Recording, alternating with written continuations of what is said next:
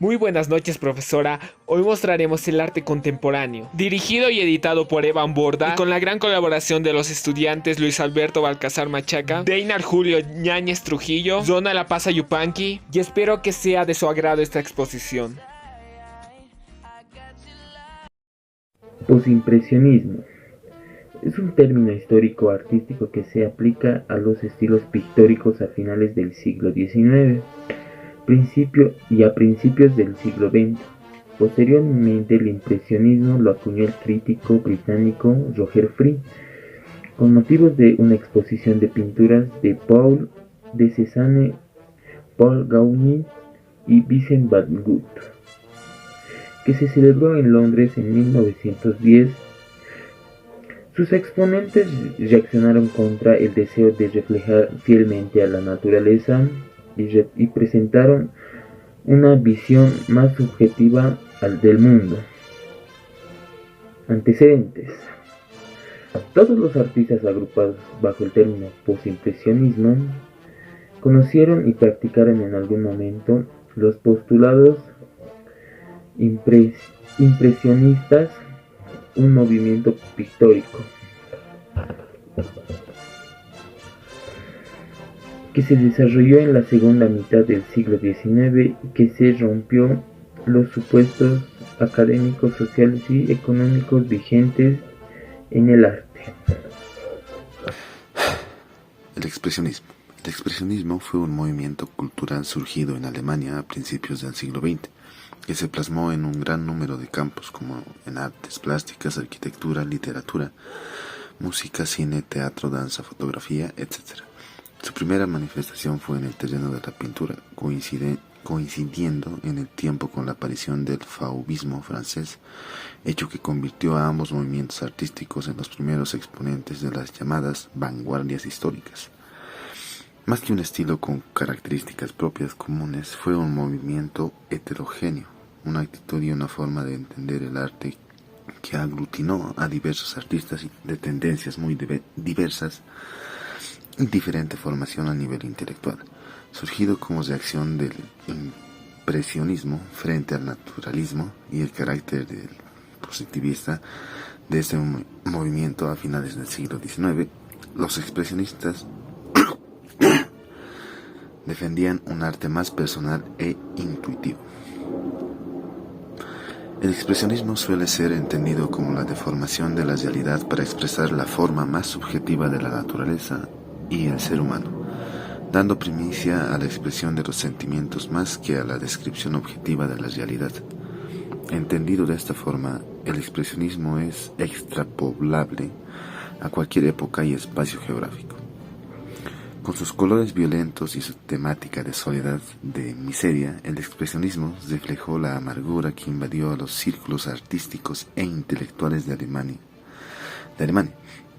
así como en la Primera Guerra Mundial y del periodo de entreguerras en 1918 y 1939. Esa amargura provocó un deseo vehemente de cambiar la vida, de buscar nuevas dimensiones a la imaginación y renovar los lenguajes artísticos. El expresionismo defendía la libertad individual, la primicia de la expresión subjetiva, el irracionalismo y otras cosas más. Entendido como una genuina expresión del alma alemana, su carácter existencialista, su anhelo metafísico y la visión trágica del ser humano en el mundo, le hicieron reflejo a una concepción existencial liberada al mundo del espíritu y a la preocupación por la vida y la muerte. Concepción que suele calificar de nórdica para asociarse al temperamento que tópicamente se identifica en el estereotipo de los países del norte de Europa, fiel reflejo de las circunstancias históricas en que se desarrolló el expresionismo. Reveló el lado pesimista de la vida, la angustia existencial del individuo que en la sociedad moderna industrializada se ve alienado, aislado, y así, mediante la distorsión de la realidad, pretendían impactar al espectador llegando a su lado más emotivo e interior. Gracias.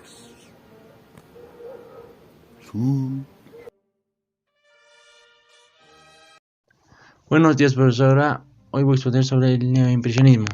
Es una palabra creada por criterio del arte francés Félix Fénéon en 1887 para caracterizar el movimiento artístico de fines del siglo XIX, liderado por Georges Seurat y Paul Signac, quien primero exhibieron sus trabajos en 1884 en la muestra de la Société des Artistes Indépendants en París. El término de Fénéon señalaba que las raíces de estos desarrollos se situaban en las artes visuales del impresionismo, pero se ofrecía a su vez una lectura de color y la línea en la práctica de Seurat y Signac, y trasfondo teórico de los escritos de Chevrevet y Charles Blanc. Los neoimpresionistas usan su paleta colores puros bajo ningún concepto. Admiten una mezcla en la paleta, salvo la mezcla de colores vecinos en el círculo.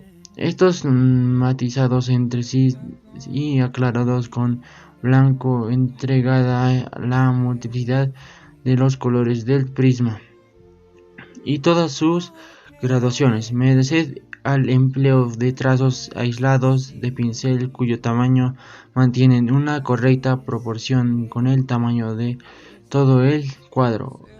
Los colores se mezclan en el ojo del espectador y si éste coloca la debida distancia, no hay otro medio para detener satisfactoriamente el juego y el choque de elementos con contrastes y la justa cantidad de rojo, por ejemplo, de la que se encuentra en la sobre de un verde, o en el efecto de una luz naranja sobre un color local azul, o bien a la inversa, el de una sombra azul sobre el color local anaranjado.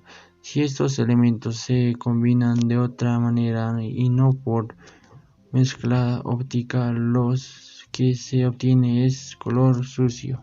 El objeto de la descomposición de los colores es conferir al color el mayor esplendor posible, crear en el ojo mediante la mezcla de las partículas de color yuxtapuestas una luz coloreada.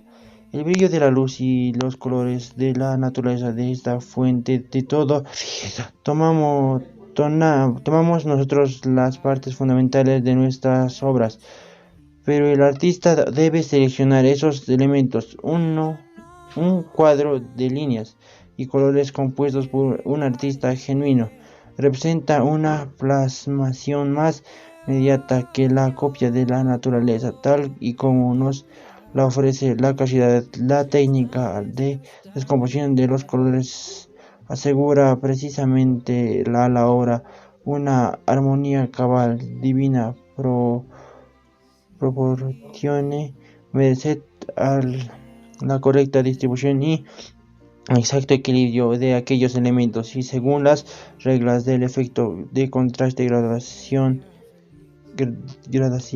e irradiación.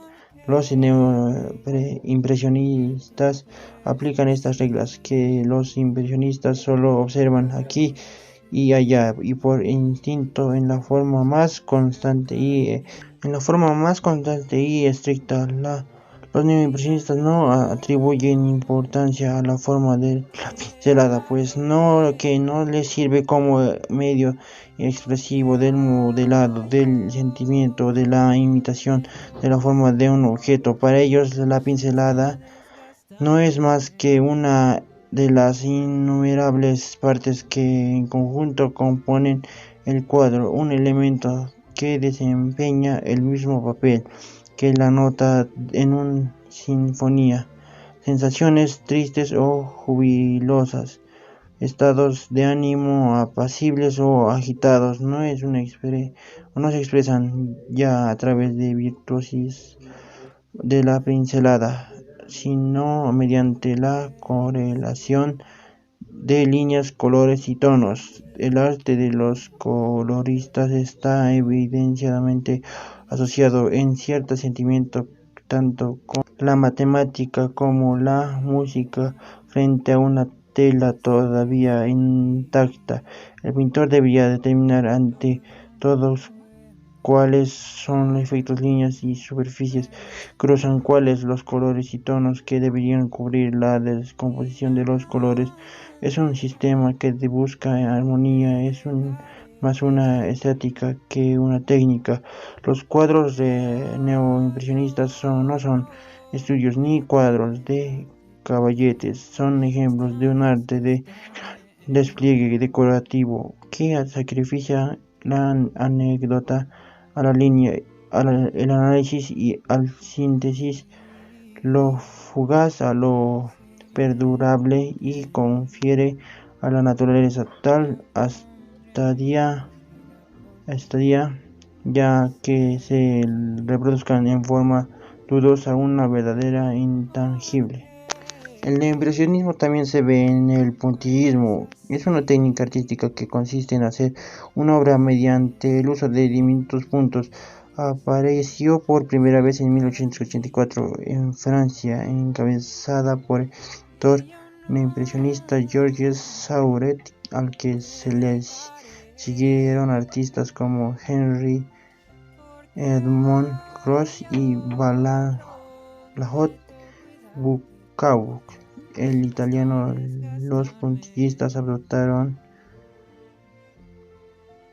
el segundo nombre de división. Le sigue también el divisionismo. El divisionismo, también conocido como el cromularismo, fue el estilo caracterizado en la pintura neoimpresionista, definido por la separación de colores en puntos individuales que interactúan ópticamente del ser. Y le seguiría también el postimpresionismo. Es un término histórico-artístico que se aplica a los estilos pictóricos a finales del siglo XIX y principios del siglo XX. Posteriormente al impresionismo lo acuñó el criterio británico Roger Fry, con motivo de una exposición de pinturas de Paul Cézanne, Paul Gauguin y Vincent van Gogh, que se celebró en Londres en 1910. Sus exponentes reaccionaron contra el deseo de reflejar finalmente la naturaleza y representaron una visión más subjetiva del mundo.